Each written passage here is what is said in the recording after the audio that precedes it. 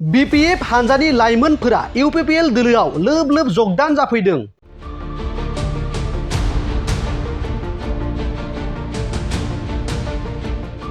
नंगौ, दिनै गसाइगाव महकुमानि सिङाव थानाय रायमना आरो आमृतपुर गामिनि रोंगौथि गोनां गोबां BPF दोलोनि लाइमोनफोरा खौसेयै UPPL राजखान्थि हानजायाव जयनिं जाफैदों।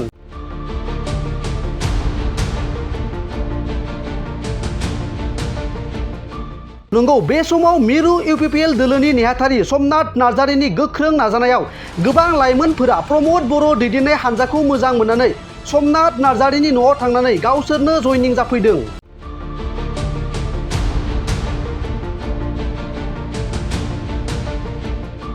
जयनिं जाखांनायनि उनाव लाइमोनफोरनि बागै मिरु UPPLनि नेहाथारि समनाथ नार्जारिया मा फोरमायखो फै जों आबुङै मिथिनानै लानि। नंगौ, जोंनि UPPL दोलोनि थाखाय जोबोद मोनसे गोजोनथाव खौरां। दिनै जोंनि रायमना BCDCनि सिङाव थानाय दाब्रै दाब्बा गामिनिफ्राय गोबां लाइमोनफ्रा UPPL दोलोखौ मदद खालामनो थाखाय बा प्रमद बर' सारनि दैदेननाय सरकारखौ मोजां मोननानै दिनै लाइमोनफ्रा BPF दोलोखौ गारनानै UPPL दोलोआव बिथांमोना जइन जाफैदों।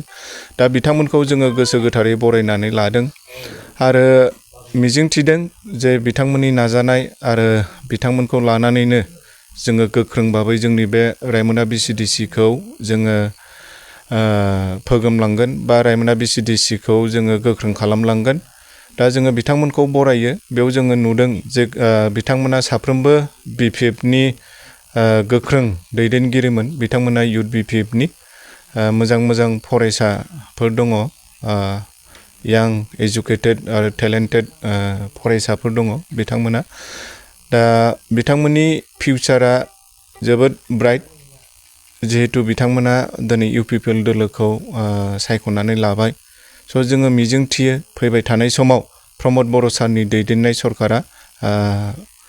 सरकाराव बिथांमोना गोबां बेबायदि अपरचुनिटिस बा बेबायदि माखासे एडभान्टेजफोरखौ लानो हागोन जोङो मिजिंथियो।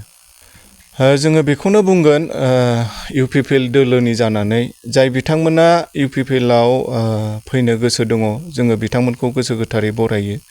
बिथांमोना एनि टाइम जोंनि पार्टियाव फैनानै खामानि मावफैनो हागोन। जोंनि दरजाया खुला। जोङो प्राइमारियाव बिथांमोनखौ बजबनानै लागोन, ब्लकआव, डिस्ट्रिक्टआव, सेन्ट्रेलाव। दा जाय बिथांमोना दासिमहालागै फैयाखै, गोनो गोथो जानानै दङ, जोङो नोंथांमोननि ससियेल मिडियानि गेजेरजों खावलायनो हास्थायदों। जिहेतु BPFआ दिनै मोनसे मा होनो बेखौहाय बिथा गैयै बा BPFआ दिनै मोनसे खुनु मोनसे स्थिति गैयै दोलो जानो थांगासिनो दङ, जेराव बिथांमोना लिडारशिपनि अभाब बा खुनु मोनसे आइडिय'लजि गैला।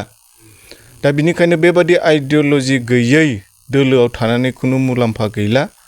जेसेबां बेबादि लाइमोनफोर दङ बा बेबादि सांग्रां जोंनि सोद्रोमाफोर दङ, बिथांमोना UPPL दोलोआव फैनानै बाहागो लाफैनो हागोन।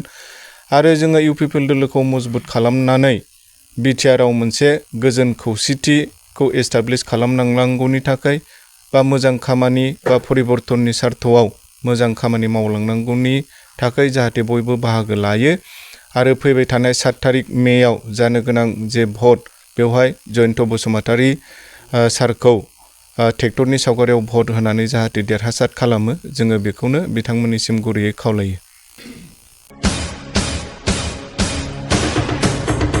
नोंथांमोना गावबा गावनि गथ'खौ सासे राफोद गेलेगिरि खालामनो गोसो दं नामा?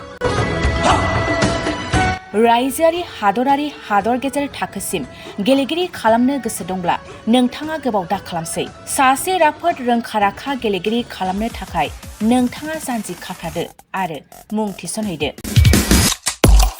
चिरां जिल्लानि सिङाव थानाय सोलिफु फोरोंसालि बल्लामगुरि काराटे एकाडेमि फोनांजाब राहा 8720903713 बड' हाउस काराटे एकाडेमि दलाइगाव फोनांजाब राहा 6900451157 बेंटल काराटे एकाडेमि फोनांजाब राहा 9678041226 बिरनगाव काराटे एकाडेमि फोनांजाब राहा 69013417 656 आरो डालिगाव काराटे एकाडेमि फोनांजाब राहा 8720903713।